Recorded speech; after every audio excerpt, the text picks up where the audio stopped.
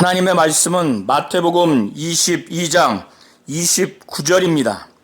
예수께서 대답하여 이르시되 너희가 성경도 하나님의 능력도 알지 못하는 거로 오해하였도다. 아멘.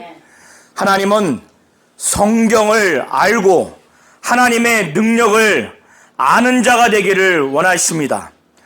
성경을 알지 못하고 하나님의 능력을 알지 못한다면 하나님이 기뻐하시는 믿음을 가질 수 없고 또 구원을 얻을 수 있는 믿음과 신앙생활마저 할 수 없는 그런 결과가 맺게 됩니다.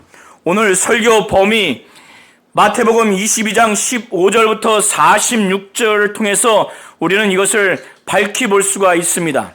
예수께서는 유대교와 유대 종교 지도자들과 유대인들에 대한 심판에 대해서 22장 14절까지 세 개의 비유를 말씀하신 후에 22장 15절부터 46절까지는 유대 종교 지도자들과 네 가지 논쟁을 통해서 마지막으로 성전 안에서 유대 종교 지도자들이 예수에 대해서 무슨 권위로 이런 일을 하느냐, 누가 이런 권위를 주었느냐에 대한 최종적인 답변에 대해서 자신의 권위는 하늘로부터 왔다고 하는 자신이 메시아요 그리스도라고 하는 정체성을 시편의 말씀을 통해서 이제 증거하는 내용이 나옵니다.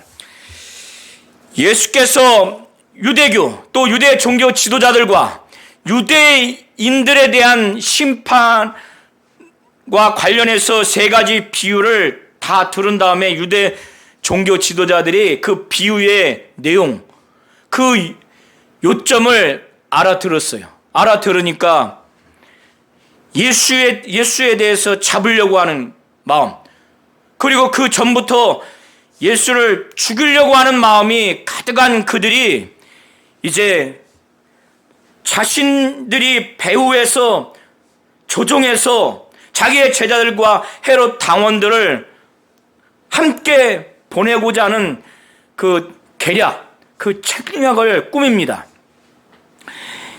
이 바리새인들이 어떻게 하면 예수의 그 말에 올무를 걸리게 할까? 그들이 상의합니다. 논의한 끝에 어떻게 하면 예수의 말씀을 책잡을까?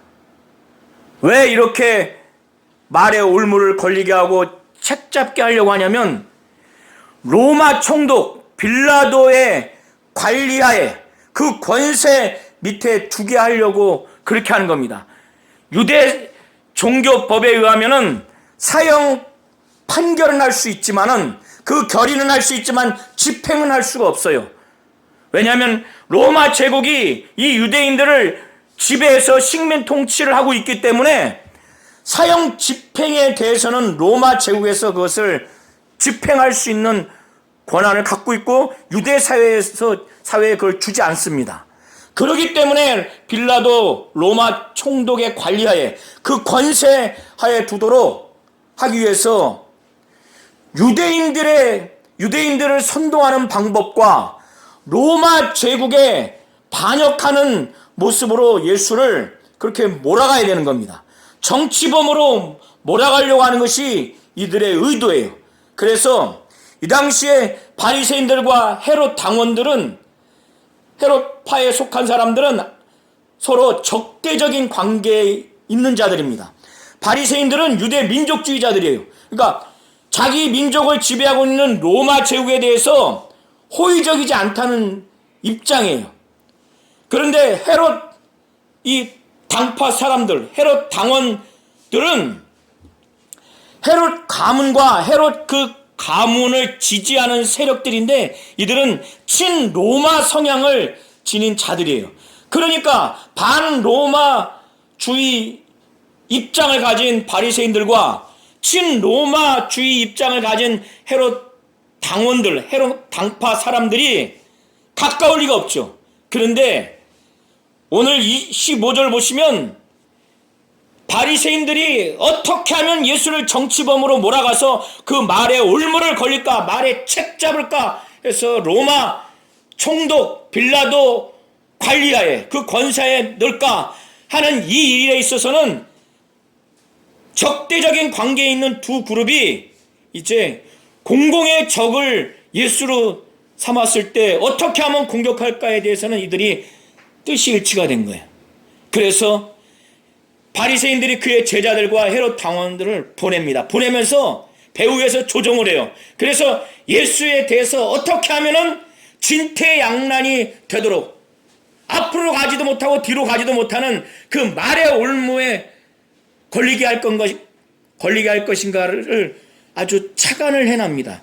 착안을 해낸 것이 이 당시에 굉장히 예민한 그 세금을 납부하는 문제, 이 조세 제도의 문제에 대해서 예수께 묻기로 합니다. 로마가 유대인을 지배했을 때 그 세금을 이래저래 간접세와 인두세를 포함해서 내는 금액이, 유대인들은 성전세도 내야 되죠, 물품세도 내야 되죠, 관세를 내야 되죠. 이런 간접세와 이 인두세는 한 사람당 1년에 한 데나리온의 세금을 내는 세금입니다. 이걸 합치면은 수입의 약 50%를 내야 되는 그런 상황이에요. 그러니까 유대인들이 얼마나 고달퍼요. 그리고 이 인두세는 이 당시에 로마의 화폐 데나리온이라고 하는 은화로 제작된, 주조된 그 화폐로 납부해야 되는데, 그 데나리온의 앞에는 이 당시에 황제인 티베리우스 황제의 그 형상이 새겨져 있어요. 뒤에는 또 다른 여인의 형상이 새겨져 있고, 이 데나리온 주화에는 앞뒤에는 이 티베리우스 황제가 신의 아들이라고 하는 문구가 거기에 새겨져 있고, 뒤에는 대제사장이라고 하는 문구가 거기 새겨져 있어요. 그러니까 유대인들 입장에서는 이 데나리온 은화는 돈의 그 물건으로 여기는 것이 아니라 이건 우상이 새겨진 돈, 그리고 이것 자체를 우상이라고 여긴 겁니다. 그래서 이거를 로마 제국에 납부하는 것은 신앙적으로 이건 우상 숭배하는 행위로 이렇게 평가를 해요. 그리고 이 돈으로 로마 제국의 황제에게 이 돈을 준다고 하는 것은 자신들의 주권을 로마에게 인정하는 그런 형국이 되는 겁니다. 그래서 유대인들에게 집단 반발을 사는 거예요. 유대인들이 이것을 절대적으로 반대하는 입장이에요. 그러나 헤롯 당원들 입장에서는 이거를 찬성하는 입장이에요. 그래서 바리새인들이 그의 제자들과 헤롯 당원들을 함께 예수께 보내서 뭘 묻는지도 다 지시를 합니다. 그래서 그들이 말하기를, 선생님이요, 우리가 아노니 당신은 참되시고 진리로 하나님의 도를 가르치시며 하나님이 원하시는 그 행위를 하시고, 그리고 아무도 꺼리는 일이 없으시니, 아무도 꺼리는 일이 없다고 하는 것은 누구의 그 평가와 누구의 비판도 전혀 영향을 받지 않는다는 그런 의미입니다. 왜 그런가 하면 이는 사람을 외모로 보지 아니하시기 때문에, 그 사람이 어떠한 위치에 있든 예수는 그런 자가 아니라고 하는 것을 이들은 속에도 없는 말로 아부성 발언을 하는 거예요. 이렇게 함으로 인해서 예수께서 자신들이 질문하는 이 질문에 대해서 거침없이 말하도록, 로마 제국에 눈치 보지 않고 막 말하도록 아주 부추긴 거예요. 막 선동한 겁니다. 그들이 진정으로 이런 마음을 갖고 묻는 게 아니에요. 그러면서 이들이 정말 예수로 하여금 앞으로 가지도 못하고 뒤로 가지도 못하고 이렇게 답하지도 못하고 저렇게 답하지도 못하도록 하는 굉장히 유대사회의 예민한 문제를 지금 질문합니다. 이렇게 말한 후에 17절에 그러면 당신의 생각은 어떠한지 우리에게 좀 일어서서 당신의 생각을 우리에게 확실히 말해주세요 하면서 그들이 그 질문에 그 예민한 문제를 말합니다. 가이사에게 세금을 바치는 것이 옳습니까? 옳지 않습니까? 율법상으로 이것이 적법합니까? 적법하지 않습니까? 그런 의미로 지금 묻는 겁니다. 예수께서 이들이 겉으로는 자신을 향해서 선생님 참되십니다. 진리로 하나님의 도를 가르치시는 분이십니다. 그리고 아무도 꺼리는 일이 없으시니 이는 사람을 외모로 보지 아니하시는 분이시다라는 이런 내용으로 한참 예수를 겉으로는 아주 칭찬하는 것처럼 그렇게 했지만 속으로는 뭐예요? 로마 총독의 관리, 그 권세하에 두개에서 정치범으로 몰아가서 죽이려고 하는 살해 의도를 갖고 속으로는 그런 마음을 갖고 있으면서 겉으로는 칭찬하는 그들의 악함을 예수는 이미 아시고 계셨기 때문에 그들의 악함을 아시고 말씀하시기를 이 외식하는 자들아, 이 위선자야, 이 위선하는 자들아, 어찌하여 나를 시험하느냐. 그러면서 세금 낼 돈을 내게 보이라 하니까 그들이 데나리온 하나를 가져옵니다. 그리고 난 후에 예수께서 이 데나리온 주화의 앞뒤에 이 형상과 이 글이 누구의 것이냐? 가이사의 것입니다. 그러니까 예수께서 말씀하시기를 그런즉 가이사의 것은 가이사에게, 하나님의 것은 하나님께 바치라 하니까 이들이 이것을 듣고 아무 말도 하지 못하고 놀라고 예수 곁을 떠납니다. 이 내용은 마가복음, 누가복음에도 동일하게 기록되어 있는데 종합에서 나온 반응이 바로 이겁니다. 자, 만약에 가이사에게 바치는 이 주화가 유대인들 입장에서는 이 데나리온 은하 자체가 우상이고 이것을 바치는 게 우상 숭배하는 거고 이것은 주권을 인정하는 거예요. 그러니까 유대 민족들에게 있어서는 결사반대예요. 그리고 유대 민족들이 지금 다수가 유대 민족들 중에 상당수가 예수를 지지하는데 이런 발언을 하게 되면은 지지를 철회해요. 거기서 막 완전히 선동이 일어납니다. 그런데 이 말씀을 하기를 기대했을 것이고 그래서 유대 민족의 선동을 가지고 예수를 막 몰아붙이려고 그리고 세금을 바치는 것이 가지 않다. 이건 율법의 불법이다. 이렇게 말하면 헤롯 당원들이 바로 고소해서 끌고 가서 로마 제국에 고소를 할 겁니다. 그래서 형벌에 처하도록 그렇게 만들 거예요. 그런데 예수는 많은 사람들이 정말 놀래서 어떻게 이런 답변을 할 수 있는가 놀랄 정도로 놀래서 침묵하고 다시 그 문제로 물을 수 없을 만큼 예수를 떠나게 했는가. 가이사의 것은 가이사에게 바치고 하나님의 것은 하나님께 바치라는 거예요. 자, 이 데나리온 은하의 형상과 글귀가 누구의 것이냐? 티베리우스 가이사의 것이다. 그러면 가이사의 통치를 받고 있는 상황에서 세금을 내야 되기 때문에 가이사의 것은 가이사에게 바치라. 그러나 이 돈뿐만 아니라 이 세상의 천지 만물은 누가 창조했고 누가 다스립니까? 하나님이시죠. 그리고 더 좁혀서 말하면 창세기 1장 보면은 사람은 누구의 형상을 따라 누가 만들었어요? 하나님이 자기의 형상을 따라 하나님이 만들으셨죠.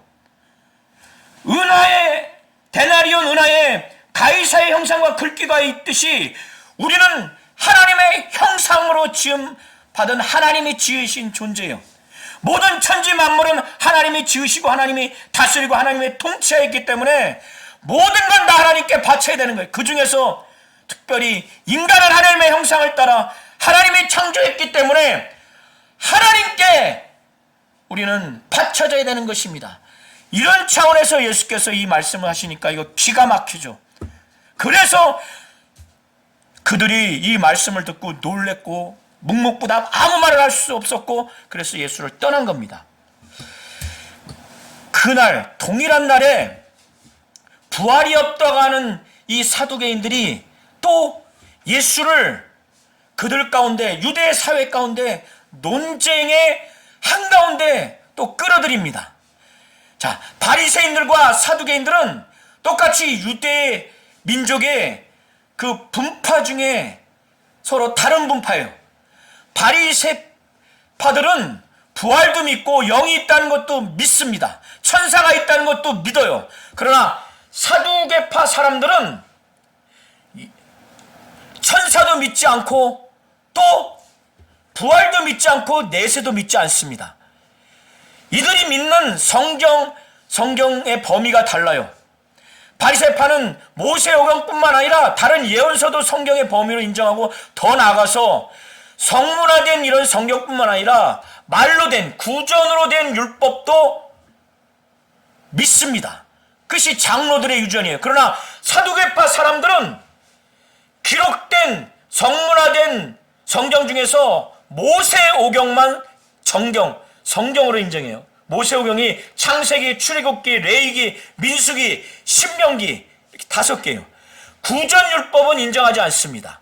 그래서 이들은 모세오경에 자기들이 성경을 읽은 바에 의하면 해석한 바에 의하면 부활은 없다. 부활을 나타내주지 않는다 해서 믿는 그 부활 자체를 인정하지 않습니다. 그리고 천사도 인정하지 않아요. 내세도 인정하지 않습니다. 그래서 예수로 하여금 부활이 없다고 하는 성경의 근거를 가지고 예수께 와서 그걸 묻는 거예요. 그래서 부활이 없다고 하는 이 사두개인들이 예수께 와서 물어서 선생이여 모세가 일렀으되 이렇게 말했습니다. 어떤 말을 했느냐? 신명기 25장 5절부터 6절을 보면 율법에 기록하기를 어떤 사람이 있는데 그 사람이 어떤 여자와 결혼을 했어요. 그런데 후사 아들이 없는 상태에서 죽게 되면은 그 시동생이 그 아내와 결혼을 해서 그 형을 위해서 대를 이어야 하는 그것이 율법입니다. 그래서 이 사두개인들이 신명기 25장 5절부터 6절의 그 내용을 근거로 해서 이야기를 하는 거예요. 가상의 내용을 설정하면서 우리 중에 7 형제가 있습니다. 그래서 그 중에 마지가 결혼을 해서 아내와 살았는데 자식이 없이 죽었어요. 그래서 그 아내를 그 다음 동생에게 넘겨주었는데 그 둘째부터 셋째, 7째까지 전부 다 자식이 없는 상태에서 아들이 없는 상태에서 후사가 없는 상태에서 다 죽었습니다. 그리고 그 여자도 죽었습니다. 그러면 만일 당신이 부활이 있다고 하니까 부활 때에 이 아내가 이 7형제 중에서 누구의 아내가 됩니까? 이렇게 반문을 하는 거예요. 그러니까 이 사두개인들은 부활이 없다고 생각하니까 이 세상에서의 삶의 연장이라고 생각하는 거예요. 그러면 이들이 생각하기를 1처 다부잖아요. 그럼 1처 다부제는 성경에서 인정하지 않습니다. 그러면 자기들이 생각하기를 부활을 인정하게 되면 예수가 1처 다부제를 인정하는 것이니까 이건 율법에 어긋나는 것이고, 만약에 1처 다부제를 인정하지 않으려면 부활을 부정해야 되는데 예수가 어떻게 대답을 할 것인가? 이들은 초미의 관심사에 이것이 바리새인들과 사두개인들 사이에 이 부활이 있다 없다가 굉장한 예민한 논쟁의 그 문제입니다. 이슈입니다. 이것을 갖고 지금 사두개인들이 지금 질문하는데, 예수께서 말씀하시기를 이렇게 성경도 알지 못하고 하나님의 능력도 알지 못하니까 이게 완전히 잘못됐다. 너희가 성경도 하나님의 능력도 알지 못하는 거로 오해하였도다. 부활 때는 장가도 가지 않고 시집도 가지 않고 하늘에 있는 천사들과 같다는 거예요. 동등하다는 거예요. 마가복음과 누가복음을 보면 그때는 죽음도 없다는 거예요.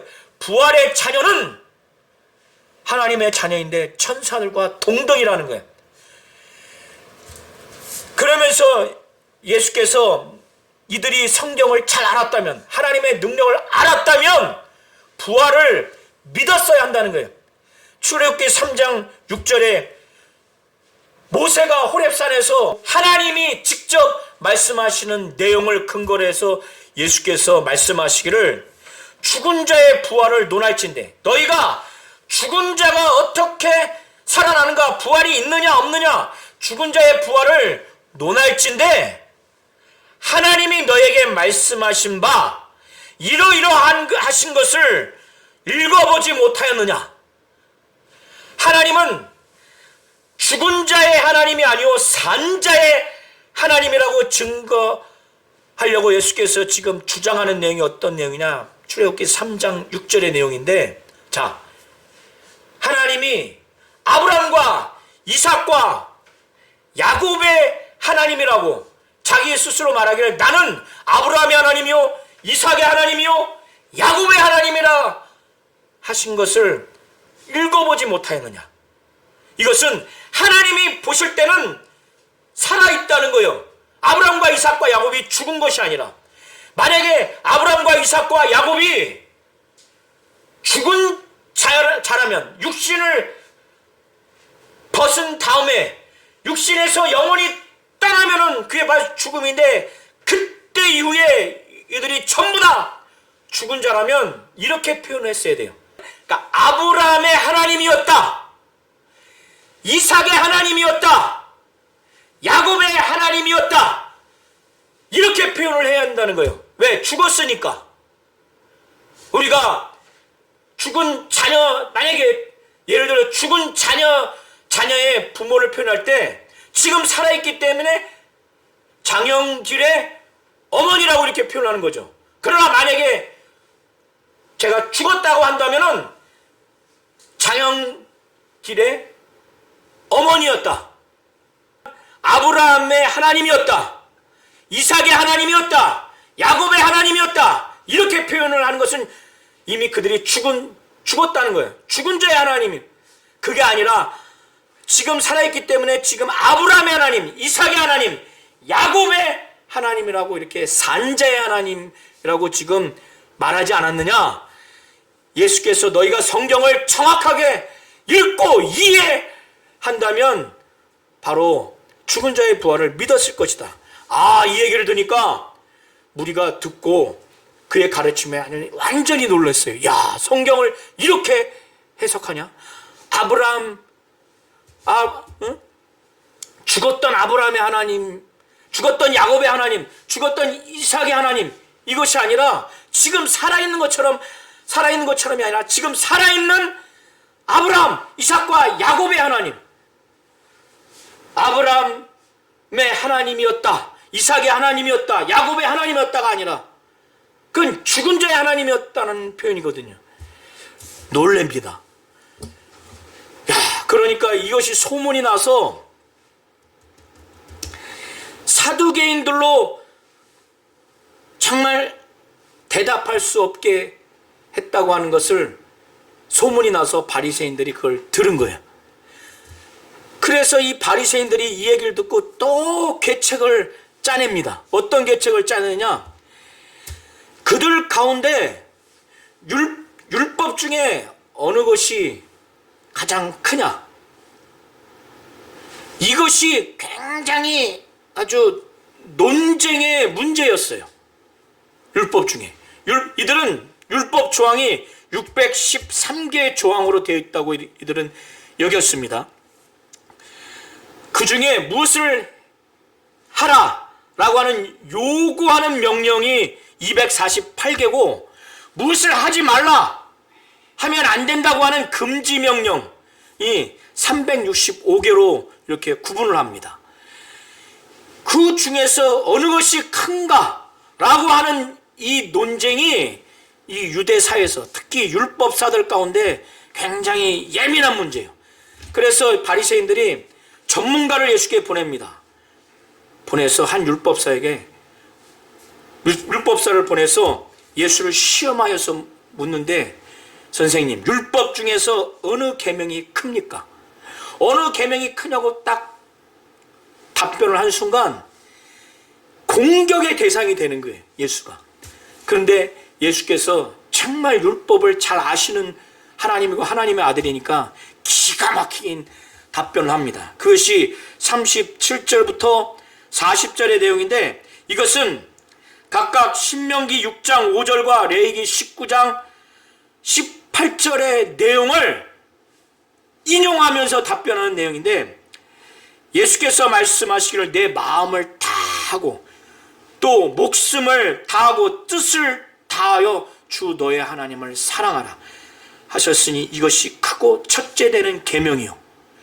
마가복음과 누가복음을 보면 여기에 하나가 더 추가된 게 뭐냐면 힘을 다하여 하나님을 사랑하는 것이 그게 크고 첫째 되는 계명이라는 거예요. 그리고 둘째도 그와 같으니, 여기서 둘째도 그와 같으니라고 하는 것은 첫째 계명, 첫째로 지금 말하는 그 계명, 그 계명과 중요성에 있어서 똑같다는 거예요. 그와 같다고 하는 것은 그것이 내 이웃을 내 자신같이 사랑하라 하셨으니, 이 두 계명이 온 율법과 선지자의 강령이라는 거예요. 온 율법과 선지자라고 하는 표현은 구약 전체를 표현하는 그 표현입니다. 온 율법과 선지자는 구약 전체를 가리키는 표현이에요. 이 두 계명이 중요도에 있어서는 똑같다는 거예요. 근데 이것이 온 율법과 선지자, 곧 구약 전체의 강력이라고 하는데, 이 강력이라고 하는 것은 이 두 계명이 구약 전체가 여기에 매달려 있다는 의미예요. 직역을 하면 매달려 있다면, 나무가 뿌리에 매달려 있죠. 근간이에요. 가지가 줄기에 다 여기에 달려 있는 거예요. 그것처럼 이 두 계명이 모든 율법이 여기에 다 매달려 있다는 거예요. 그러니까 이거를 요약하면 두 계명으로 요약할 수 있고, 이 모든 계명을 해석하고 적용하는 기준이 이 두 계명이라는 그런 의미로 보시면 됩니다. 그런데 그 요구하는 하나님을 향한 사랑이 어떤 사랑이냐? 마음을 다한 사랑. 우리 성도님들이 마음을 다 어디다 쏟아붓습니까? 나와 내 가정과 우리 사회적인 권력, 명예, 정치적인 권력, 명예 다 여기에 쏟아붓지 않습니까? 거기에 우리의 힘을 다 쏟아붓지 않습니까? 우리의 목숨이 다하기까지, 살아있는 동안 목숨에 위협이 있을 때도 그걸 위해서, 살기 위해서, 또 자연사를 하기까지 어디에 힘을 쏟습니까? 또 우리의 뜻을 다 해서 젊을 때부터 어디에 쏟아붓습니까? 우리의 뜻을 다 해서, 우리의 힘을 다 해서, 하루도 온 힘을 다 쏟아부어서 20대 30대 우리가 하나님이 부르시는 날까지 힘을 다 쏟아붓는데 어디에 쏟아붓습니까? 돌아보시기 바랍니다. 나를 위해서 쏟아붓지 않습니까? 우리 가정을 위해서 쏟아붓지 않습니까? 정치, 경제, 사회적인 권력과 명예를 얻기 위해서, 편안한 삶을 위해서 쏟아붓지 않습니까? 첫째 되는 계명이 마음을 다하여, 힘을 다하여, 뜻을 다하여, 목숨을 다하여 하나님을 사랑하는 것이 이게 크고 첫째 되는 계명이라는 거예요. 그리고 내 자신과 같이 내 이웃을 사랑하는 것이 그와 같다는 거예요. 중요도에 있어서 첫째 계명과 같다는 거예요. 이것은 동전의 양면처럼 손에 앞과 뒤 구분할 수 없듯이 불가분의 관계라는 거예요. 예수께서는 이렇게 말씀을 하신 가운데 이제 성전 안에서 유대 종교 지도자들이 무슨 권위로 일을 하느냐, 이 권위를 누가 줬느냐라고 하는 그 질문에 41절부터 46절이 그에 대한 답변을 하는 내용으로 보시면 됩니다. 바리새인들이 그때 모였죠. 예수께서 그들에게 물어요. 너희는 그리스도에 대하여 어떻게 생각하느냐? 누구의 자손이라고 생각하느냐? 이 유대인들은 당연히 뭐냐면 다윗의 자손으로 생각해요. 메시아 그리스도는 다윗의 자손으로 올 것이라고 하는 그거에 대한 생각들이 일반적인 생각이에요. 그래서 다윗의 자손이라고 말합니다. 그런데 이들이 말하는 다윗의 자손은 마태가 마태복음 1장에 기록한 예수 그리스도의 그 계보, 족보를 말할 때 다윗의 자손이라고 하는 그 차원에서 말하는 게 아닙니다. 그런 차원에서 말하는 것이 아니라 그들은 정치적이고 군사적인 메시아로서만 생각하는 그 다윗의 자손을 말하는 겁니다. 그래서 예수께서 그들의 잘못된 메시아관, 그리스도관을 지금 지적하시면서 그들 책망하시기를 시편 110편 1절의 말씀을 인용하면서 예수께서 시편 110편의 말씀을 해석하면서 그것을 가르쳐 주세요. 어떻게 가르쳐 주시냐? 그 시편 110편은 다윗이 성령의 감동으로 말한 것을 기록한 것인데, 그가 말하고자 하는 것을 기록한 것인데, 예수께서 말씀하시고 그러면 다윗이 성령에 감동되어 어찌 그리스도를 주라 칭하여 말하되, 그 44절 보면 주께서, 여기서 앞에서의 주께서는 시편 110편 1절에 보면 여호와로 나와 있습니다. 하나님 아버지를 나타내는 것이고, 내 주께 이르시되서의 내 주께는 그리스도를 말하는 것이고, 이 예수께서 지금 말씀하실 때 자기 자신을 두고 말하는 내용입니다. 내가, 여기서 내가는 하나님 아버지의 여호와요, 내 원수를, 바로 그리스도 예수의 원수를 내 발 아래 둘 때까지 내 우편에 앉았으라 하셨도다 하였느냐. 고대 사회에서 전쟁을 해서 한 나라가 이기면 그 왕이 패국의 왕의 목을 발로 밟습니다. 하나님 아버지께서 예수께, 그리스도께 내가 내 원수를 내 발등상 되게 할까지, 발판이 되게 할까지 너는 내 우편에 앉아 있으라고 하는 것은 완전한 승리를 말하는 거예요. 이 하나님의 원수 마귀의 이게 완전히 승리하는 그 승리를 말하는 겁니다. 그리고 우편이라고 하는 것은 고대 사회에서의 왕 다음에 정말 최고의 영광의 자리예요. 하나님의 영광이 있고 하나님의 권세가 있는 자리가 바로 우편입니다. 우편에 앉아 있으라고 하는 이 내용이에요. 이 말씀을 해석하고 적용하면서, 이 말씀을 인용하면서 다윗이 성령에 감동해서 그리스도를 주라 칭하였은즉 어찌 그의 자손이 되겠느냐. 아, 성경을 이렇게 해석해서 가르쳐 주니까 이거를 듣는 바리새인들이 그거는 성경을 잘못 읽고 잘못 해석한 겁니다. 이렇게 말할 사람이 한 사람도 없어요. 한마디도 능히 대답하는 적 없어요. 다윗이 그리스도를 주라 칭하였은즉 어찌 그의 자손이 되겠느냐 답변해보라 할 때 능히 한 말도 대답하는 적 없어요. 맞으니까. 그러면서 그날부터 감히 그에게 묻는 자가 없어요. 한 사람도 없습니다. 하나님은 성경을 알고 하나님의 능력을 알기를 원하십니다. 성경을 지금 예수께서 4가지 논쟁 중에서 첫 번째가 세금 징수의 문제죠. 두 번째가 부활의 문제입니다. 세 번째가 율법 중에 가장 큰 계명에 대한 문제예요. 네 번째가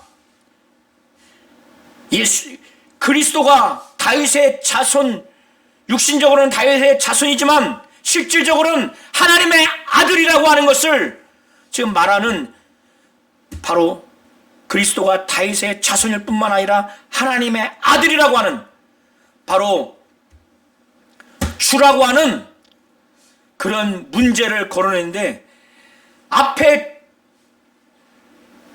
조세 징수 문제 외에 나머지는 전부 다 성경을 가지고 그걸 해석하고 가르쳐 주셨습니다. 그리고 이 사두개인들, 부활이 없다고 하는 그들을 향해서는 너희가 성경도 하나님의 능력도 알지 못하기 때문에 잘못되었다, 오해했다, 이렇게 말하는 겁니다. 그들은 모세오경만을 성경으로 인정했을 뿐만 아니라 모세오경도 출애굽기 3장 6절을 정확히 읽고 그 의미를 정확히 해석했다면 부활이 있다고 하는 믿음을 가질 수가 있는 거예요. 부활을 믿지 않으면 믿음도 헛것이고 전파하는 것도 헛것이고 하나님이 예수를 살리셨다고 하는 이 하나님의 증인으로서의 거짓 증언으로 발견되고 이미 예수 안에서 죽은 자들은 전부 다 망하게 됩니다. 그래서 성경을 확실히 알고 하나님의 능력을 아는 것은 정말 믿음을 제대로 얻을 수 있고 구원을 얻을 수 있는 믿음과 신앙생활을 할 수 있는 근거와 토대가 되는 것입니다. 그래서 이 주님이 오늘 설교 범위를 통해서 성경을 정확하게 알고 정확하게 해석하고 또 이것대로 잘 가르쳐주고, 우리가 이것을 보지 않습니까? 우리가 성경을 알고 하나님의 능력을 알려면 당연히 예수가 하나님의 뜻이 담겨있는 성경의 예언대로 성경을 어떻게 해석하고 어떻게 적용하고 그 정말 성경에 담겨있는 하나님 뜻에 어떻게 순종했는가를 봐야 되고 성령의 감동을 받아야 돼요.